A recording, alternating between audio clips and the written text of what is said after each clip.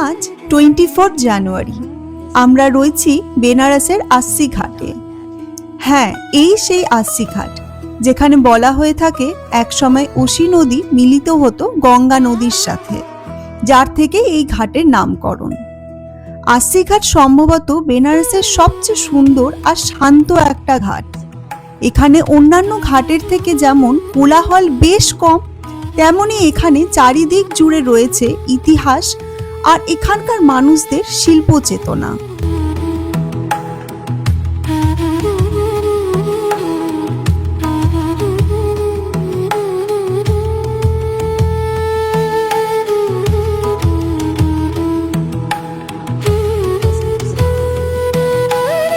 হিন্দু ধর্মের অনেক পৌরাণিক গ্রন্থে রয়েছে এই আস্সি ঘাটের উল্লেখ, যেমন মৎস্য পুরাণ, স্কন্ধ পুরাণ, পদ্মপুরাণ, অগ্নিপুরাণ ইত্যাদি গ্রন্থে এই ঘাটের উল্লেখ পাওয়া যায়।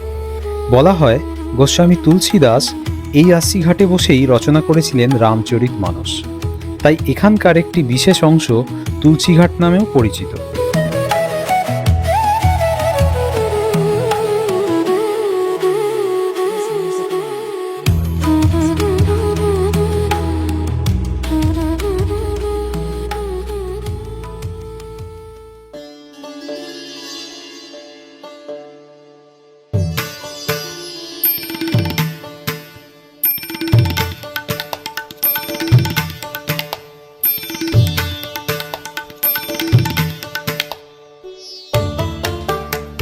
এই ঘাটের একটি বিশেষ আকর্ষণ হলো সকালের নৌকা ভ্রমণ। যদিও আমরা খুব ভোরে এখানে এসে পৌঁছাইনি, তাও এখানকার হাতে টানা নৌকায় গঙ্গায় ভেসে বেড়ানোর মুহূর্তগুলো ছিল সত্যিই অনবদ্য।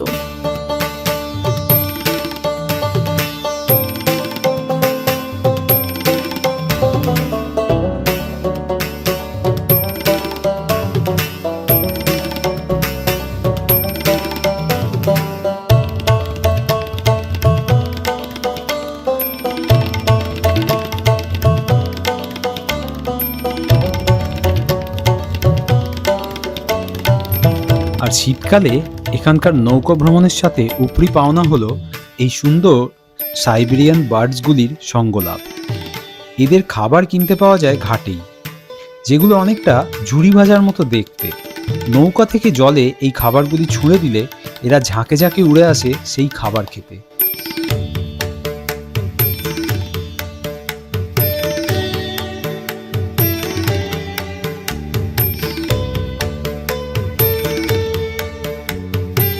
এর আগেও বেশ কয়েকবার আমি বেনারসে নৌকা করে গঙ্গায় ঘুরেছি, কিন্তু কখনো গঙ্গার মাঝের এই চরেতে নামিনি।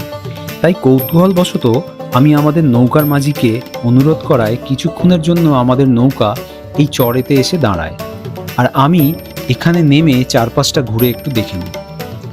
এখানে সেইভাবে দেখবার কিছু নেই, একটা বিস্তীর্ণ বালিয়াড়ি যেখানে কিছু লোক নৌকা তৈরি করছে, কেউ ঘোড়া চড়াচ্ছে ইত্যাদি।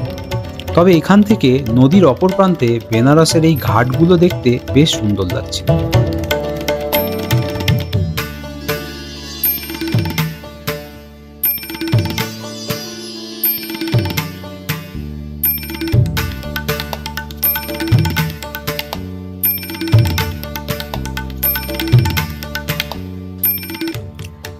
এরপর ঘাটে এসে বেশ কিছুটা সময় এখানেই আশেপাশের ঘাটগুলো ঘুরে দেখতে থাকলাম।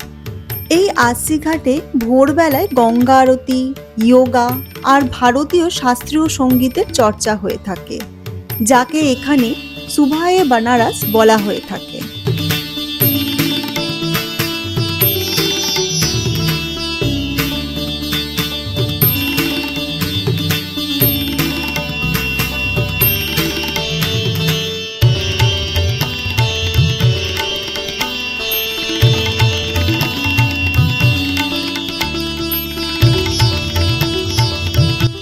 নানা পৌরাণিক গ্রন্থে জানা যায় যে দেবী দুর্গা যখন শুম্ভ এবং নিশুম্ভ অসুরকে বধ করেন, তারপর তিনি তার হাতের খড়গ এই নদীর জলে ফেলে দেন, এবং তারপর এই নদী থেকে আরেকটি শাখা নদীর তৈরি হয়, যার নাম হয় অসি নদী, আর সেই থেকেই এই ঘাটের নাম আস্সি ঘাট।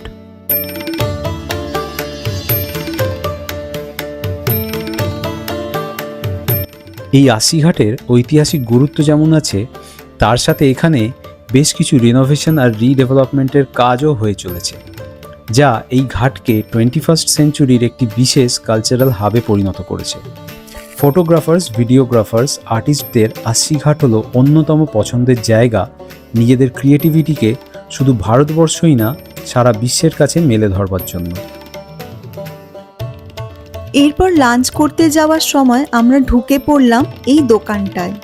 এখানে ছিল নানা রকম হ্যান্ডক্রাফটেড আইটেমস, যেগুলো বেশ ইউনিক।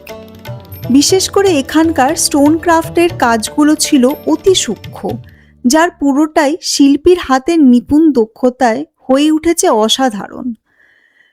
আর এই দোকানটা আপনারা আশিঘাটে ঢোকার গলির মুখে খুব সহজেই খুঁজে পেয়ে যাবেন।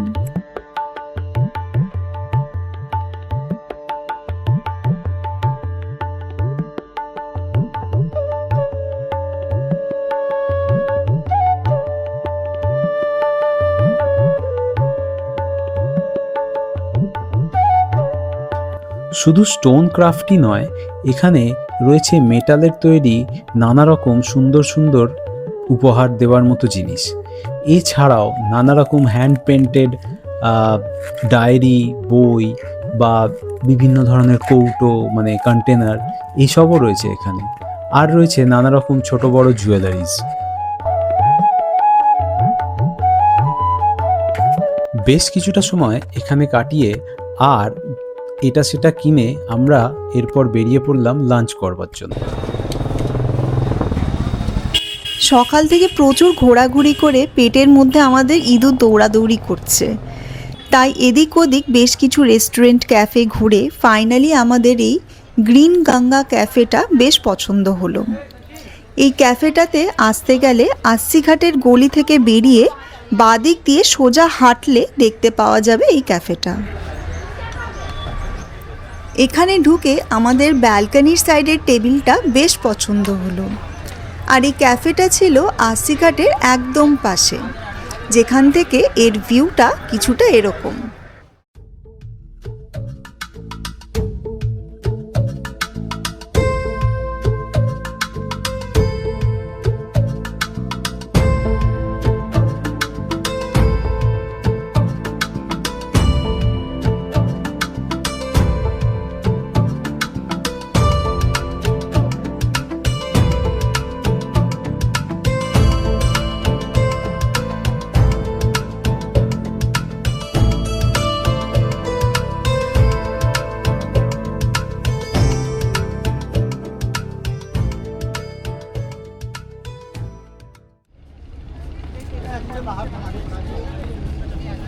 লাঞ্চ সেরে আমরা আবার চলে এলাম আশিঘাটে।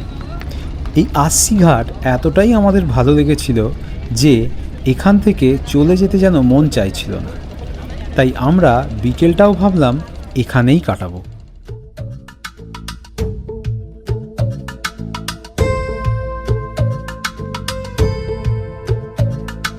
যদিও আমাদের ইচ্ছা ছিল আশিঘাটে সন্ধ্যা আরতি দেখব, তারপর হঠাৎই মনে হলো যে এই ঘাট বরাবর যদি হাঁটতে থাকি আমরা সোজা দশাসমেত ঘাটের দিকে, তাহলে কেমন হয়। আর সেই কথা মতোই আমরা হাঁটা দিলাম দশাসমেত ঘাটের দিকে।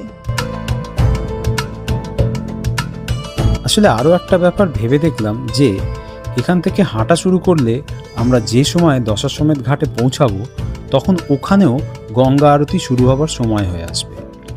তাই আর বেশি কিছু না ভেবে এখান থেকে আমরা হাঁটা দিলাম দশাসমেত ঘাটের উদ্দেশ্যে।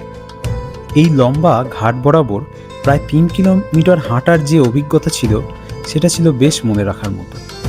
প্রায় সব উল্লেখযোগ্য ঘাটগুলোই আমাদের এই ঘাট বরাবর হাঁটা পথে আমরা পেয়েছিলাম, যেমন প্রভুঘাট, পঞ্চকোটা ঘাট, হনুমান ঘাট, চেত সিং ঘাট, রাজা হরিশ্চন্দ্র ঘাট ইত্যাদি।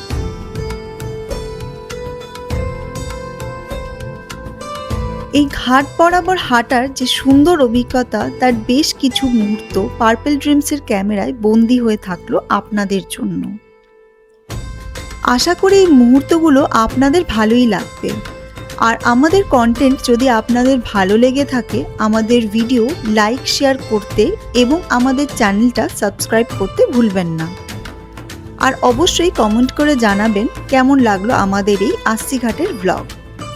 দেখতে থাকুন আমাদের বারাণসী রাইডের last episode with purple dreams.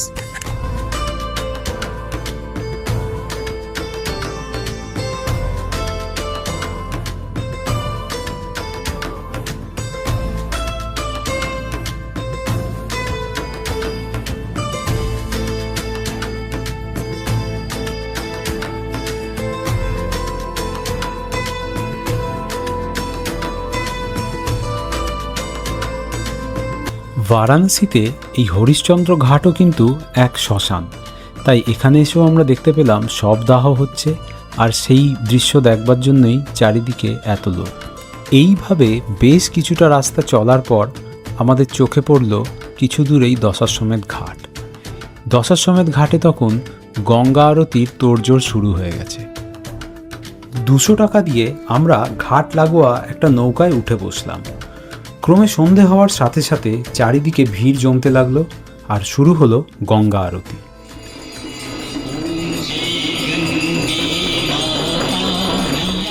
বারাণসীর কিংবদন্তি এই গঙ্গা আরতি পৌরাণিক যুগ থেকে তার ঐতিহ্য বহন করে আসছে, আর এই গঙ্গা আরতি দেখতে দেশ বিদেশ থেকে বহু মানুষ ছুটে আসে মহাদেবের শহর বারাণসীতে।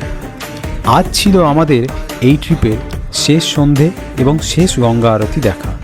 আমাদের এই 3 দিনের বারাণসী ট্রিপে আমরা যে সুন্দর মুহূর্তগুলোর সাক্ষী হয়েছিলাম তার অনেকটাই চেষ্টা করলাম আপনাদের সামনে তুলে ধরতে। আর এখানে শেষ করলাম আমাদের 2026-এর বারাণসী রাইডের ব্লগ। এরপর আপনাদের সাথে দেখা হচ্ছে বাড়ি ফেরার পথে। Till then, take care and goodbye. Har Har Mahadev.